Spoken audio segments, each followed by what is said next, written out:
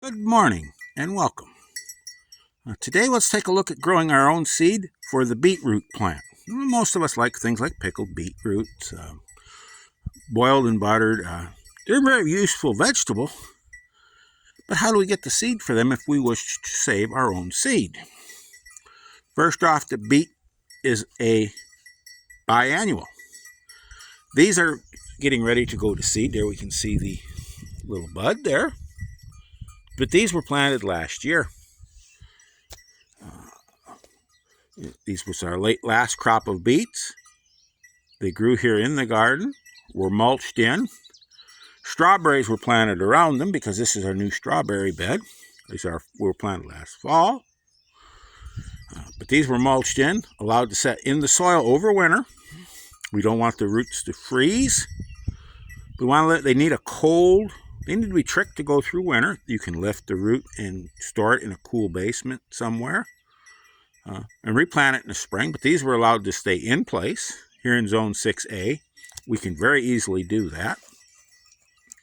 In the spring, they will come back. And this is from the beet down there. You see the old beet down there, beetroot right there.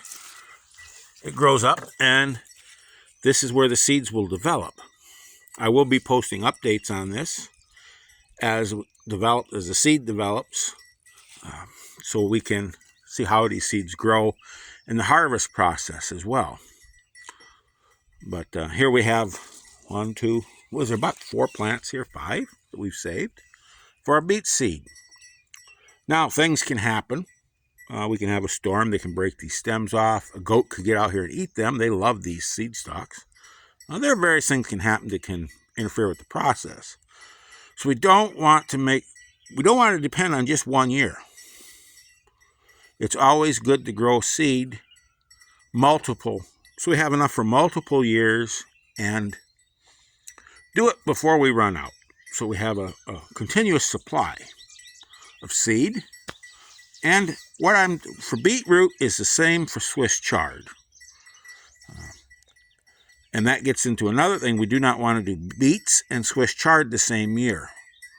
So we end up doing beets one year, Swiss Chard the next, and if there is a crop failure, we may end up delaying one or the other for another year, or we replenish the seed for one. So we need to keep several years ahead, properly stored on the seed.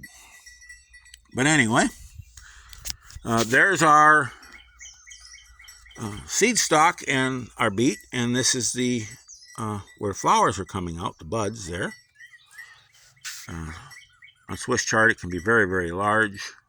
Beets can get much bigger than this as well, and these will continue to grow some more yet too. But very often I hear people they're prepping, and they got their seed kit, and I'm reminded of a auction that I went to several years ago. The man was a prepper. And he had all this stuff accumulated. There was all kinds of fuel that had turned to varnish. I mean, it was useless. You couldn't even light it with a torch. It wouldn't burn. Things that he had bought that run on electric, like grain mills, generators that didn't run or had never been run, never taken out of the package even, and it sat there for decades. It doesn't do us any good to prepare for any kind of a disaster if we A, don't rotate our stock, and B, we don't know how to use it. And it comes to seeds, if we don't know how to reproduce those seeds ourselves. Because once that stock is gone, or those seeds get old, they're of no use to us. So, anyway, that's just my thoughts on this. If you found something useful or you want to follow this, go ahead, give it a like. It's much appreciated. Leave a comment. I do enjoy that. I'm reading the comments. And you all have a wonderful day. Go out there, get those hands dirty, and above all, keep growing.